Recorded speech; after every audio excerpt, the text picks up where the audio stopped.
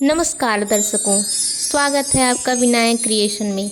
आज मैंने एक क्रिएटिव पेंटिंग बनाई है और इससे जुड़ी एक कहानी कुछ इस प्रकार है। एक गांव में एक पुराना पेड़ था और उस पेड़ पर एक झूला।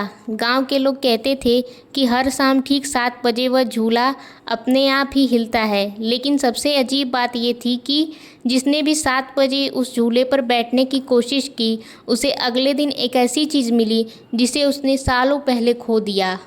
कोई विश्वास नहीं करता था। फिर एक दिन गांव में रहने वाली 14 साल की अनु ने फैसला किया, आज मैं खुद पता लगाऊंगी कि 7 बजे उस झूले पर आखिर होता क्या है। शाम के 6:55 बज रहे थे। अनु पेड़ के नीचे पहुंच गई। हवा बिल्कुल बंद थी, पत्ते तक हिल नहीं रहे थे। 6:59 पर अनु ने अपनी मोबाइल में समय देखा और जैसे ही 7 बजे झूला धीरे धीरे हिलने लगा, आगे पीछे। अनु की नज़र झूले के नीचे गई। वहाँ मिट्टी पर एक छोटी सी लाल चाबी पड़ी थी। अनु ने चाबी उठा ली, लेकिन उसे समझ नहीं आया कि ये किस चीज़ की चाबी है। अगले दिन उसे अपने घर में एक पुरानी अलमारी में एक छोटा सा डिब्बा मिला। चाबी उसी डिब्बे की थी। डिब्बे के अंदर उसकी माँ की एक पुरानी तस्वीर थी। अनु हैरान रह गई। उसने माँ से पूछा, माँ ये तस्वीर आपको कहाँ मिली थी? माँ कुछ पल चुप रही, फिर बोली, ये तस्वीर तो मेरे पास कभी थी ही नहीं, मैंने इसे बहुत साल पहले ही खो दिया था। अनु ने सारी बात बताई। अब उसकी माँ भी उसके साथ अगले दिन 7 बजे पेड़ के पास पहुँची, लेकिन उस दिन झूला नहीं हिला। 7:01, 7:02 कुछ नहीं हुआ। माँ ने कहा, शायद कल बस संयोग था। दोनों घर लौट आईं। तभी पीछे से झूला एक बार जैसे जोर से हिला हो। अनु ने पीछे मुड़कर देखा। झूले पर एक पुरानी पेंटिंग रखी थी। पेंटिंग में वही पेड़ था, वही झूला था, लेकिन पेंटिंग में एक छोटी सी लड़की झूले पर बैठी थी। कौन थी वो लड़की? आइए जानते हैं आगे कहानी में। अनु ने ध्यान से देखा। वह लड़की बिल्कुल उसकी माँ जैसी दिख रही थी।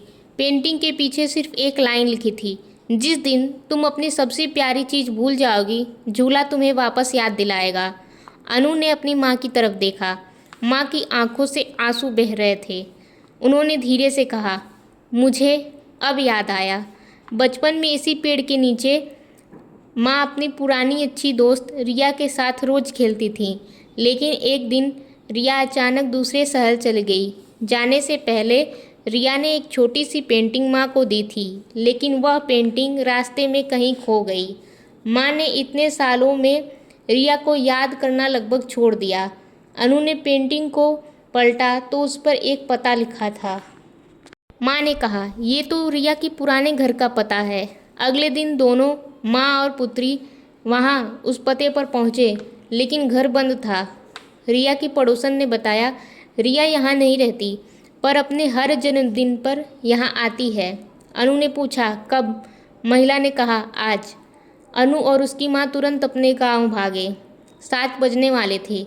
जैसे ही घड़ी में 7 बजे, झूला धीरे धीरे हिला और एक बुजुर्ग महिला आती दिखी। माँ ने उन्हें देखते ही बोला, रिया। महिला रुक गई। माँ ने फिर से कहा, रिया। महिला मुस्कुराई और बोली, मुझे पता था यह झूला हमें फिर से एक दिन मिला देगा। अनु ने पूछा, लेकिन आपको कैसे पता था? रिया ने कहा, क्योंकि यह झूला जादू की वजह से नहीं हिलता। अनु बोली। फिर?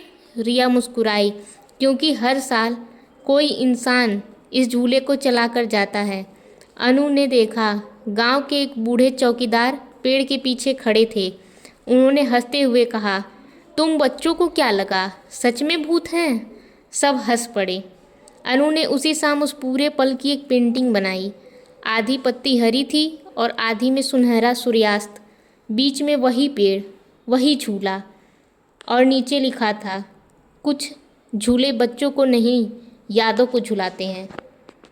और कहानी की सबसे खास बात, अगले दिन जब अनु अपनी पेंटिंग को देखने गई तो पेंटिंग के कोने में एक छोटी सी लाल चाबी बनी हुई थी।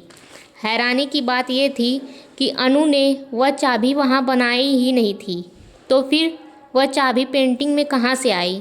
ये राज आज तक कोई नहीं जान पाया। तो दर्शकों, इस पत्ती की तरह हमारी ज़िंदगी भी 2 रंगों से मिलकर बनी है। एक तरफ सुख और दूसरी तरफ कठिनाइयाँ हैं। लेकिन दोनों मिलकर ही जीवन को खूबसूरत बनाते हैं।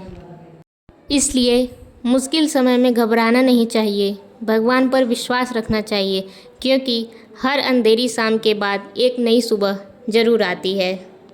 तो दर्शकों, आपको मेरी ये यूनिक सी पेंटिंग कैसी लगी, जिसके एक तरफ पत्ती और दूसरी तरफ सूर्यास्त का दृश्य है? क्या आपकी भी ऐसी कोई दोस्त है जिसे आप भूल चुके हैं? तो कमेंट में उसका नाम ज़रूर लिखें और उससे एक बार मिलने का और उससे बात करने का प्रयास ज़रूर करें।